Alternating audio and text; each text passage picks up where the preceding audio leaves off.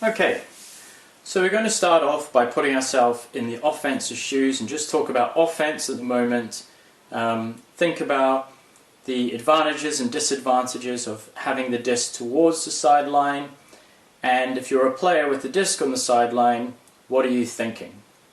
So we're starting here with the blue team on offense, shooting up the field towards this end zone. They're in a horizontal formation, so 3 handlers and 4 cutters, trying to isolate 1 or 2 cutters on the side of the field, and the black team is on defense. So first of all, we can split the field into 3 vertical thirds, so we would have one here on the left, a central third, and one on the right. And with these 2 outside thirds, we can think about being in a position where we are near the sideline, or we can use the sideline to our advantage. Probably both on offense and defense. So first of all, say we are the handler here with the yellow disc. We have an isolated cutter who has beaten their man and is cutting towards this underspace on the open side. So in this position, we're not expecting defenders to be running off the field. No one's going to be coming from this side of the pitch. So we're quite happy as long as we know this person is in front of their man and all other defenders are towards the right. We can identify this space as free and we can make this pass quite comfortably. Being in this position where we can use the sideline, effectively block out everything to the left of the sideline, means that there is less visual information that we need to process, less parameters to take in, less things to predict when we're making this pass safely. The same if our player is beaten the man and is going deep and we want to put it out into this space. Again, if we want to scan the field for deep poachers, we know that we only have to look to one side of the field, towards the right or the center, and have a look and decide, is this player close enough to catch up with the disc here? Can I make that pass safely? If we put the disc in the middle of the field now, and say we're trying to hit an isolated cutter coming from this side, they've beaten their man on an undercut. Yes, this space is free, but I'm having to think, actually, if I make a pass into this space, is this defender going to turn around and get a bit on it? Okay. So I'm having to process information from the right and from the left, and it's just a more difficult throw. It's more difficult to be sure that I'm making the right pass. The same if I'm trying to hit a player that's free deep. I'm thinking about the poachers deep on the right, but I also have to consider defenders on the left. If I was to curve something into this space away from this poach, does that bring this player into the game as well? So from the middle of the field, it's just a bit more difficult to visually process what's going on and to make safe passes. Let's put the disc back on the line again. If I can't hit anything upfield, if the defense have everything shut down, I'm normally going to be looking inside. Okay, lots of teams will look to engage their reset fairly early on and try to get it back to stall 0 by using this player here. And again, there's this idea of throwing into the open space, knowing that it's unlikely defenders would place themselves behind the disc. So if I see free space here, and I know the defense is all upfield, then I can put throws into this space for my reset to come and get. So generally, when we're on these outside thirds, the throwing pass that players are looking to comfortably hit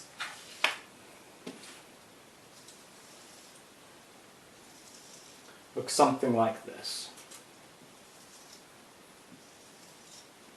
And you'll often hear coaches telling their players to throw around the defense or around defenders or around the pitch, and this is what they mean. We can see that all the defense is in between these 2 lines, and so the safe passes that are easy to make are up the line here or going around the back of where our defense is. So last time we talked about the offense having the disc on the sideline here, and the high percentage options being these throws that go around the defense in the middle of the field, either up the line or around the back. So we're going to think as defenders, how can we limit those preferred options, those high percentage options for the offense, and put some more pressure on them when the disc is over here towards the line. And the first tactic we're going to talk about here is the sideline force. So let's put this disc more to the sideline. We're around the side, and we're trying to stop any break throws that go back in towards the middle of the field. So upfield, as defenders, we are generally trying to stop this immediate open side upfield space. This is the area to prioritize first of all, and we're relying probably on a little bit of poachers deep, some deep help to stop any strikes towards the end zone. So first of all, and also, sorry, as a reset defender here, we're in a position where we're just stopping that up the line cut into the same area because we don't want players to get into that sort of power position. Now this tactic works really well at a sort of beginner level, and in the UK sort of up towards B Tour and in University Ultimate especially. You can get a lot of turnovers by just letting a team move the disc towards the sideline, putting on a sideline force, getting open side and underneath, and forcing them to take on more difficult throws. So from here, a handler has to either break a force to get the disc back to the middle, or they have to take on a deep throw into the space if anything here is denied. That's great, and it can win a lot of games at those levels. The problem is, once you get competent players on the disc in this area, they can do a lot more things with the disc. First of all, breaking a force isn't that difficult in normal conditions. Stepping out and being able to throw a sort of a round throw into this big empty space is relatively easy to reset the disc. Secondly, they can start to attack the break space by throwing something inside out into here. And if you have a good hucker on the disc, they can really hit their points going deep. Like we said in the earlier episode, they only have to take in visual information from one side of the field, so if they're happy that this poach isn't going to affect this deep strike, this sideline force is effectively giving them vision of the whole of the upfield, and it's allowing them to swing freely and take on these shots. So we might, bad weather conditions might negate that. So if we're throwing into a strong wind, then maybe these deep throws are taken out. Or if there's a strong wind coming across the field, maybe it's a lot harder to get it off the sideline. So using a sideline force in windy conditions can be useful at a higher level as well. So primarily what we want to do is stop this area, this directly upfield open side area. But if we recognize early on that teams can easily start hitting these other spots, this break area, this upfield space, and then the swing space as well, then we really need to react to be able to shut those down as well. So let's think what we can do first of all as an upfield defender. First of all, we teach most players to begin with to play open side under defense, just maintain this buffer and just stop them getting underneath. But the threat here is that player can then go deep to get free, or they can make a little slash cut towards the break side, and they can be hit with an IO to get the disc to the middle of the field, where there's maybe good continuation to go further to the break side. So if we know that a team is a threat with the disc on the sideline to break or to go deep, we might want to adjust our defensive positioning. And as this player is cutting towards this open space, we can start to almost let them drift across the front of us. And in this position here, What we're now saying is, if you want to turn deep, you have to turn into me, you have to go through me or into my body. And if you want to attack this open space free, then it's really going to be a sprint between both of us. Now, actually, you might not be worried at this position about the offense getting the disc here. Okay, it's a lot better than them getting off a break throw or a deep throw. They've maybe made a few yards, but they've still got the disc on the sideline. So, as this player makes their cut towards the sideline, you can let them drift across the face. And from this position here, you can now see that if they wanted to turn and go deep, you've got that covered with your body. If they decide that they want to come across to the break sides, you should have that covered as well. And if they want to continue, if this disc goes up, they're now having to really attack this disc where they're flirting with the sideline with some pressure right on their heels. And this player might, if they can accelerate quickly, have a bid on the inside line to fly in and get a block. Okay, especially if we are right on the line. And I always say to my players, it's worth a gamble here, because even if you miss with your layout, chances are you'll be on the floor ready to spring up and get that sideline force on anyway. And all you've given up is a few yards. You've kept the offense in a difficult position on the line. Obviously, if this was up here and we're talking about a score, we're playing defense a little bit differently.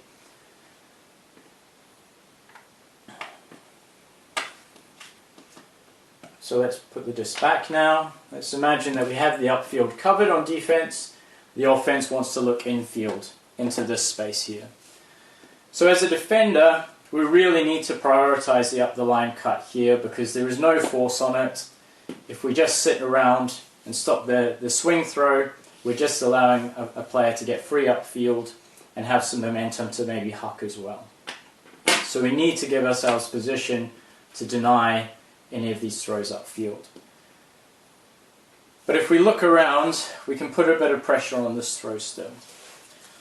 So let's have a look at this third handler position. Now, often defenders think that they're in a good position here because they are open side and they're upfield, and that's what we generally think about stopping on defense.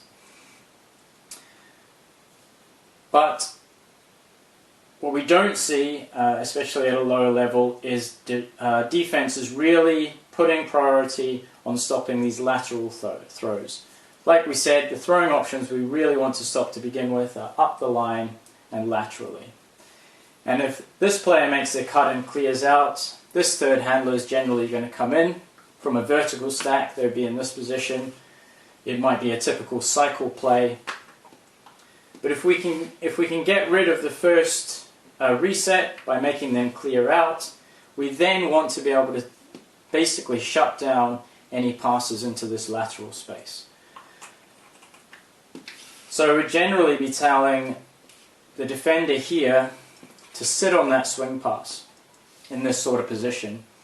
Now if their man goes deep, look how many players there are to help them out. Okay? You shouldn't be worried about a deep cut in this position. If you're sitting here and they want to cut across the field, you should be able to mark that out as well. But there isn't really much point in sitting here. You're not stopping any throws going through 1, 2, 3 defenders, and all you're doing is leaving this wide open space which the offense is looking to hit at stall 3, stall 4 after they've got nothing going on upfield. If you really want, you can actually help out this defender. Maybe sit in here and really put some pressure on this first throw to the reset. Now, maybe the offense has this throw over the top. Again, you're more likely to do this if there's a strong wind coming across. But even just sitting here forces this player to maybe cut backwards into this space to get the disc. And that's actually a huge advantage for the defense. If we think about this swing pass coming to this position, they've sealed off their defender, they receive the disc, and they can immediately continue up the break side. However, if they have to cut back towards this position, the disc is going backwards, the force is much easier to contain, and we've got them still stuck towards this sideline.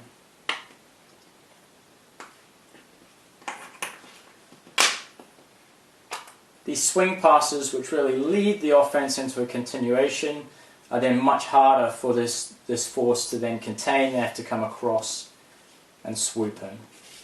So a little bit of poaching by this third handler, but also just this real recognition that if this player clears out, that they want to stop this lateral pass.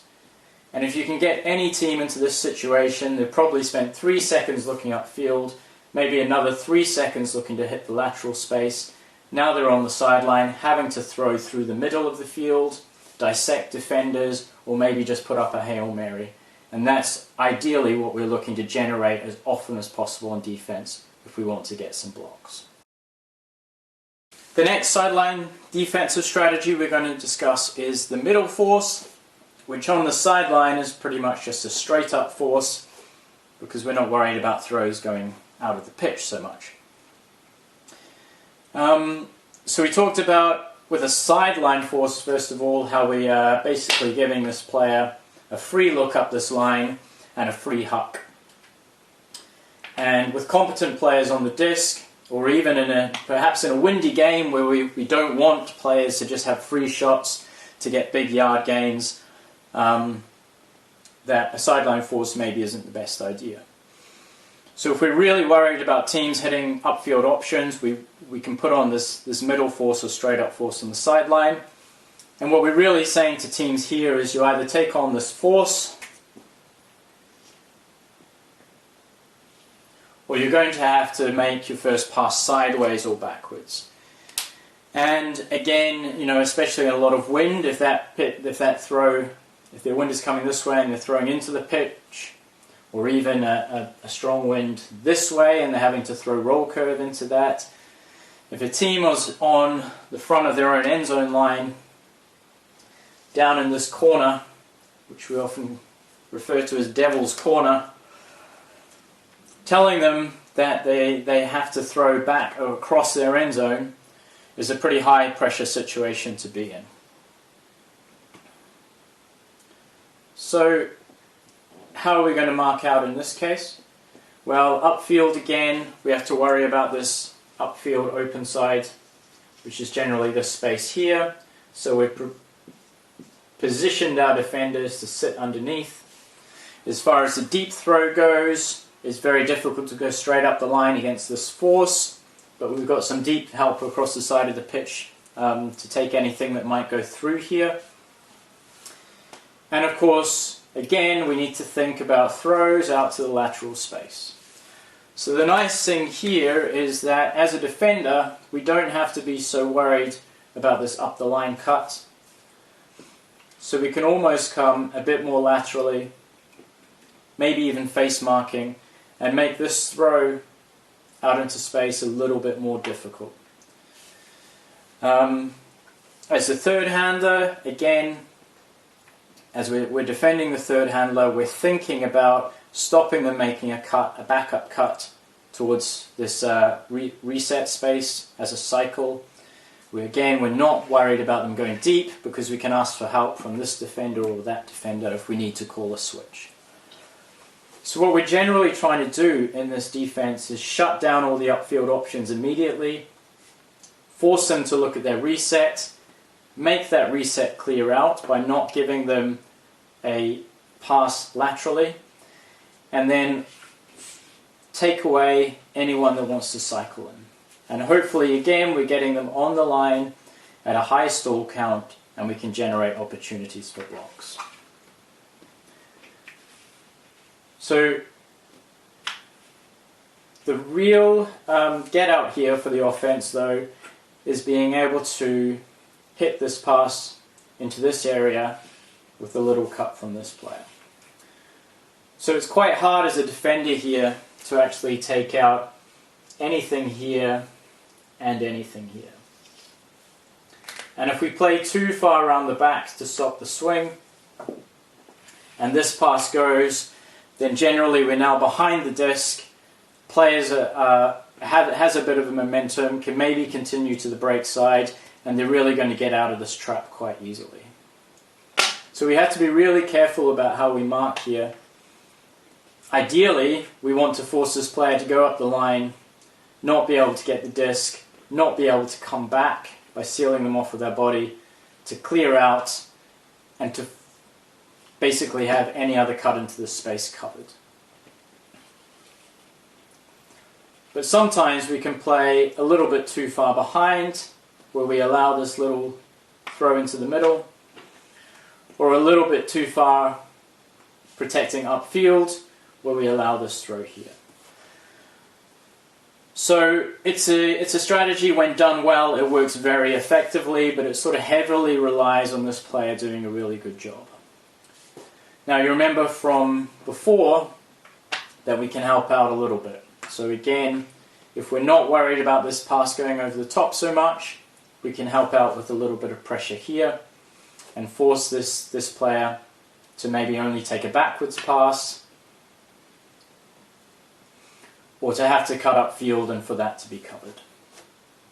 So there isn't much more to say except that this is really effective. It puts a lot of pressure on teams at the sideline, and if you're thinking as a team, take away the open side underneath to begin with.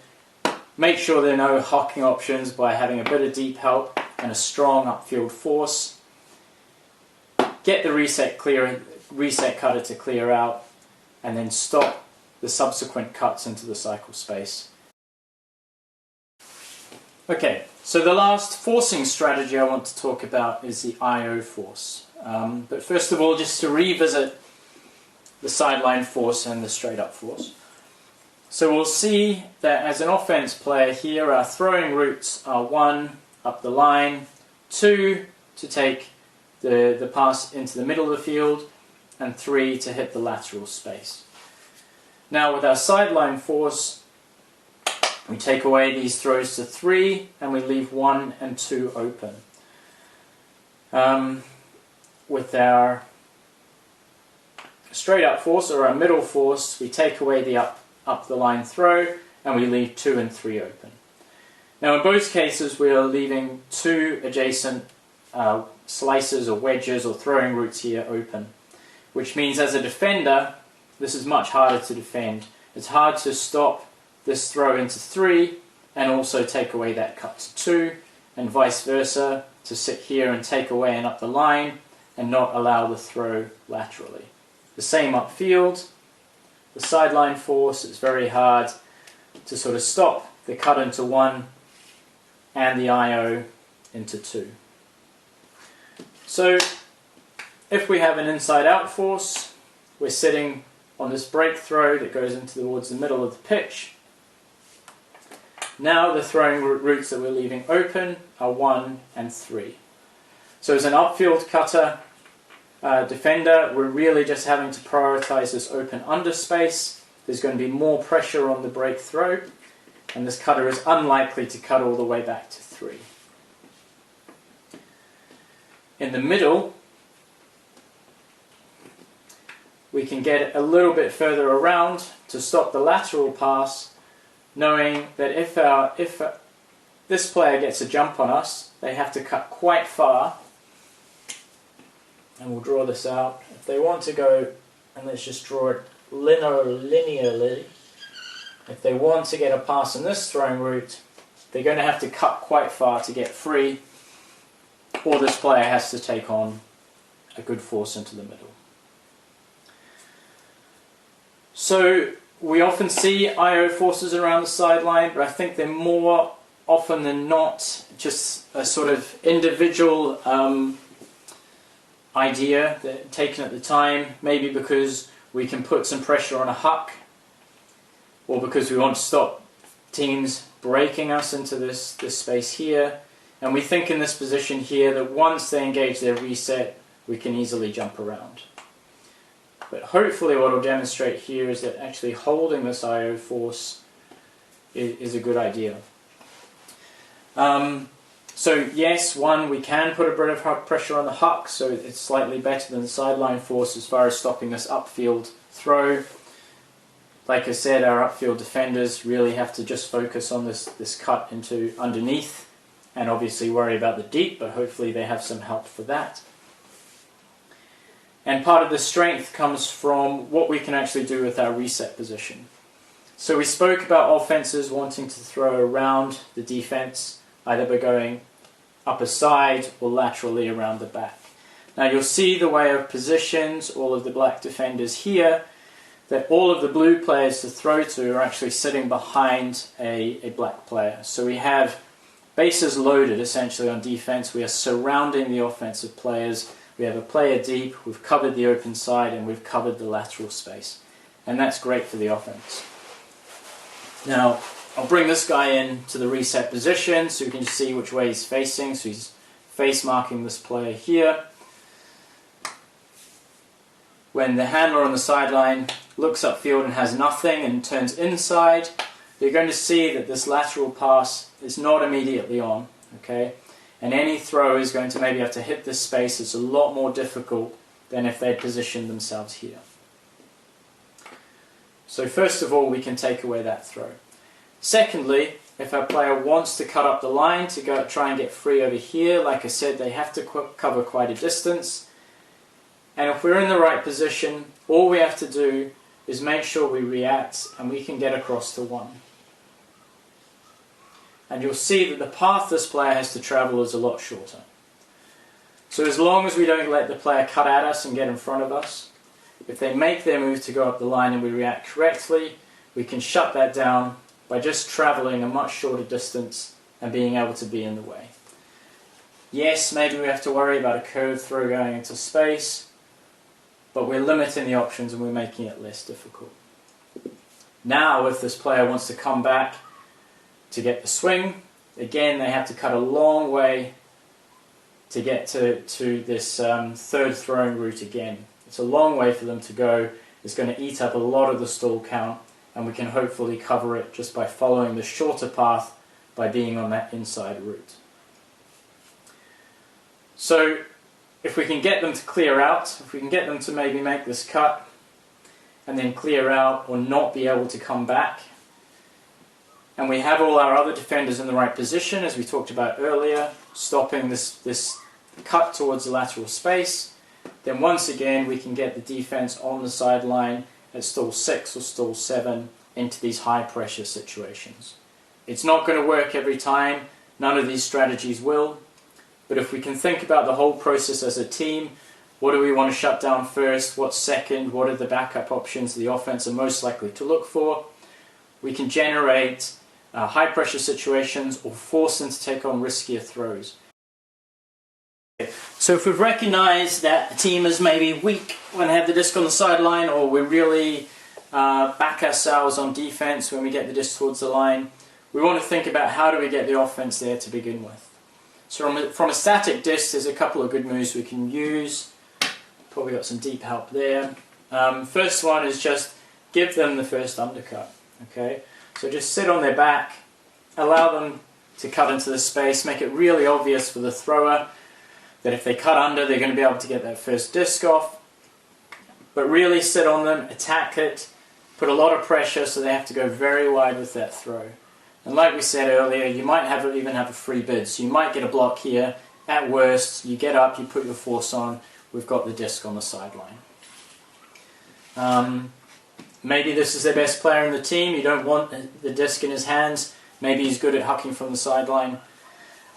Instead, we want to get one of their handlers over there. So we can get a handler mark to just poach in the lane, take away the immediate upfield.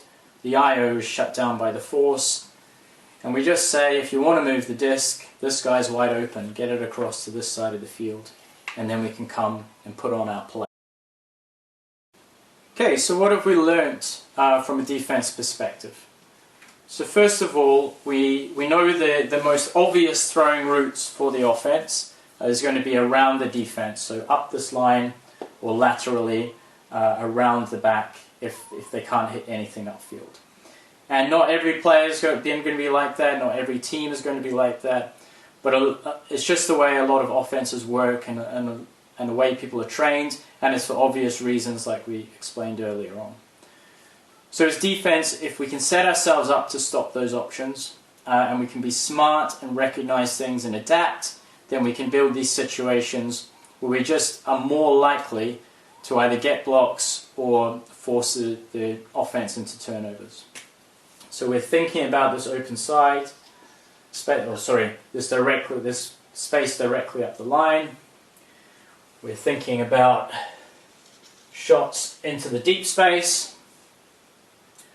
We're thinking about immediate break throws into here.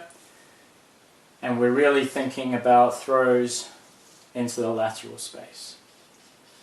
If we can force a team to just go for hammers across the pitch, then fine. If the team is good at that, then we adjust. But this is what most offenses will look to do. So we said about how a sideline force isn't always that effective against good teams unless the conditions are right. But there are a number of things we can do with the sideline force, and a lot of it comes down to recognizing these positions, and especially this lateral space, and good switching on the field. And you will see a lot of teams playing zones or even a hybrid version of sort of man zone or just a really poachy defense where they can recognize that if a team is on the sideline, if they have the deep space covered, if they have cuts in towards the open sides covered, if they have the lateral space covered, then they're going to really cause some issues for teams. And we'll see some teams do some really good switching where maybe this player sits behind the disc and they allow this cut going to this space because this player here is aware to jump onto it. Similarly, if we then have a player cutting over here to get the disc, this player might pick them up. These guys would react and move around. So if we know the spaces that we're trying to shut down around the disc, we can put a lot of pressure on with communication and switching and force the defense to take on maybe some of these trickier passes which have to go through defenders, which are just much harder to read or to see the safe pass. Okay, so another sort of advanced idea that we could possibly work on is actually switching our force midway through the stall count. Now, something like this can be really effective, but it heavily relies on the whole team being on the same page, being well drilled and practiced as a team. Otherwise, you just leave teammates exposed. So, for instance, we could start off with a sideline force, knowing that the offense is likely going to want to look at this upfield space here. Again, a lot of these tactics rely on good upfield defense, being able to take away that space so that the player wants to look inside. And at that position, we can allow this defender to sit a little bit behind the disc to stop this easy lateral throw. Also knowing that when this player cuts up the line, the force is going to spring around. So the idea is that there is nothing upfield. They look to hit the lateral, that's taken away because our defenders are sitting on the outside. And as this player cuts up the line, the force springs around. The defender is ready to take away the little shot through the middle and should be able to seal them off with their body so that they can't come back into this space. Again, hopefully we've got players in position, they're going to, now the upfield is taken away, really protect this lateral space by being on the right side of their defender. So that's something that can work well, especially from a dead disc situation on the sideline. Okay, another scenario here. So we talked about when the disc initially moves to the line, the player receives the disc, the force is on, and they're going to want to look upfield immediately to try to hit this space. And often in flow, we might have an isolated cutter out here. So put them a bit more on the sideline. It might be a good idea to put on an immediate straight up force when we're on the sideline, just to stop that upfield throw. And the second thing we said was that the offense wants to get through quite quickly. They want to basically free up the lateral space so that when this player stops looking upfield, they can hit something across. So they're looking to push up sort of some players to the far side of the field and someone in the reset position. Now as defenders, if we can recognize, if we know that this player is going to be looking into this lateral space quite early, we can really rush to fill up that position. Maybe have one player just stopping That's these throws to the middle of the field. Someone hanging out here to stop something lateral. Even if our defender, even if the player we're marking is wanting to push to the far side of the field, if we hang out here early on as they do that, we're stopping those quick passes. And then in motion, let's say this player pushes through. We've sort of stopped this initial pass. This player comes across. If we sit just on the underside as they get level with the disc, then we know we've still got this pass covered. This player could be sitting here for a long time waiting for this space to become free. So as they come up to this level position, if the force can recognize that this player is now committed to throwing to a reset or throwing laterally, they can hit the IO position. And now if this player wants to get free going up the line, they have a long way to go, and our defender can hopefully travel the inside route and shut that off as well.